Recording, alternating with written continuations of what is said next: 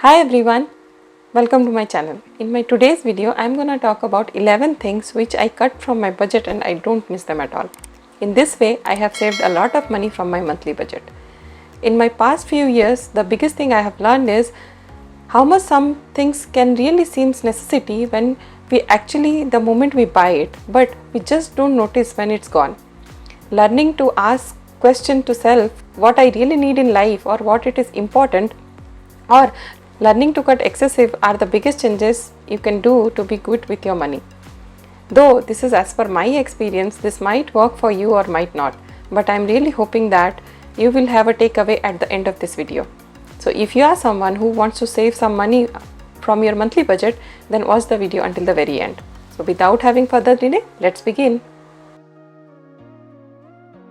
Okay, I am going to start with the obvious. I have stopped buying beverages from out. That might be morning coffee, tea, mocktail, cocktail, or even a glass of lemonade. It's actually expensive and you can actually save few bucks by stopping it. You can save even more by making them at home. And actually, there are some other benefits to make them at home. You will feel healthier, you will feel like you are saving money. It can become a fun hobby too. I usually try to make my drink at home. That might be a cup of cold coffee or a glass of lemonade or sometimes mocktail.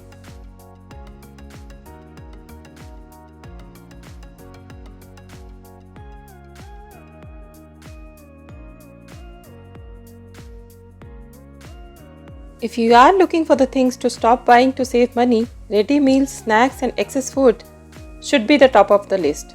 In this context, practically cooking your own food really works great. Even though we all have our cravings, avoiding snacks and ready meals is one of the easiest way to save the money, to live healthier and to curtail our household waste levels. Preparing your own food will greatly improve your cooking skills, and also choosing the food which is nutritious will makes you lead a healthy life and you spend less money comparatively, which will help you to save some bucks from your monthly budget.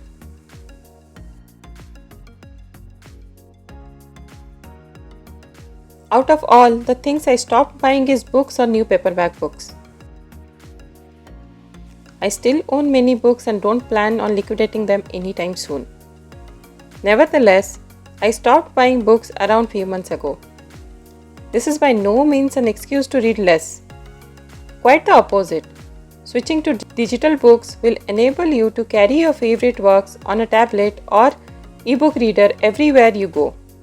And I personally find the paperback books are a little costlier over here. And also my iPad or my phone is very handy all the time. Its affordably makes it an excellent travel companion. Choosing to read from Audible or Kindle makes me spend more time on reading while I am folding clothes or during my workout. In this way, I am reading more and more books usually than ever. Most of us own a ton of useless kitchen utensils. By useless, I mean easily replaceable single-purpose appliances. The kitchen product I stopped buying are utensils which are specific use. Rather, I prefer to have multifunctional utensils, which will occupy less space and keeps my kitchen decluttered.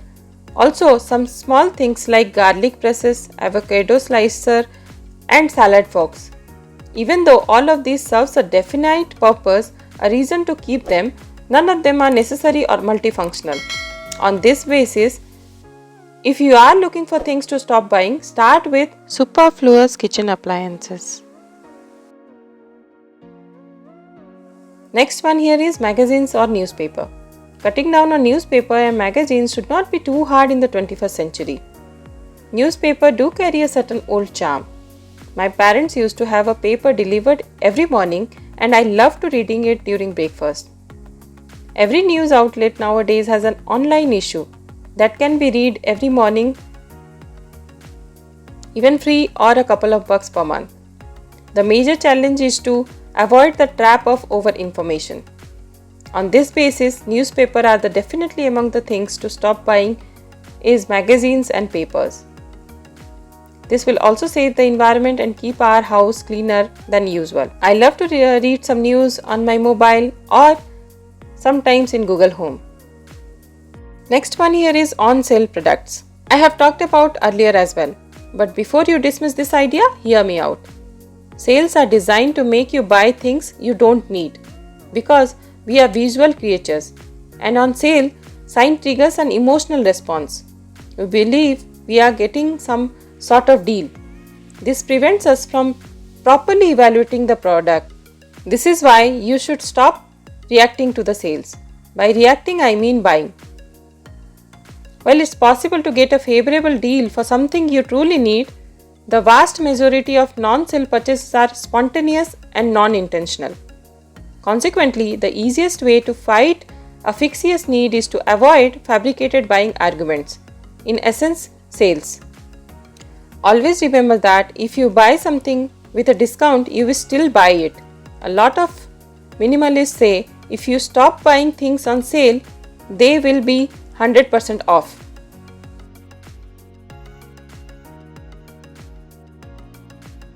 Single purpose cleaning product. I used to have a budget line item for cleaning products. Honestly, that stuff is expensive and adds up. You don't need to buy it anymore. First of all, you probably have enough cleaning stuff to last you for months. Honestly, I prefer to buy multi-purpose cleaning product which serves my multiple needs. Also, I make some DIY cleaning products whenever I have time in home, which is way cheaper than what we get in supermarket. Eliminate this from your budget and you don't try to sneak it into your grocery budget either. Or getting a multi-purpose cleaner product also saves money from your budget.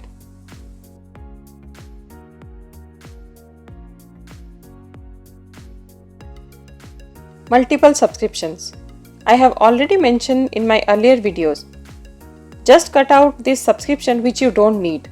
Some subscriptions that I have and try to only stick to a few that I can make the most out of it. Every month I review my subscription and whichever I don't need I just cut out or unsubscribe from them. Even though subscriptions are appealing, they could definitely add up over time if you are not careful.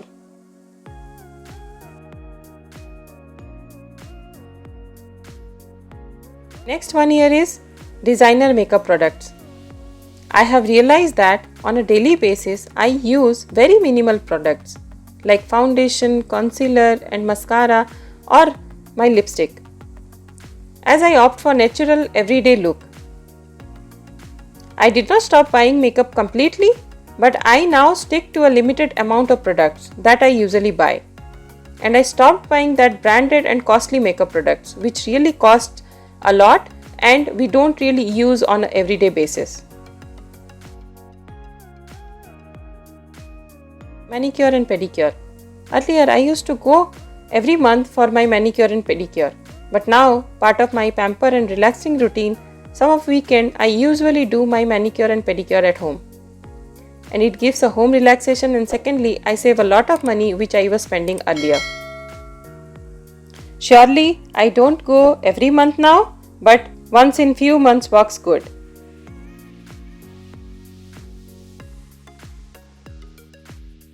Unless you live in a place without clean tap water, avoiding plastic water bottle is no-brainer.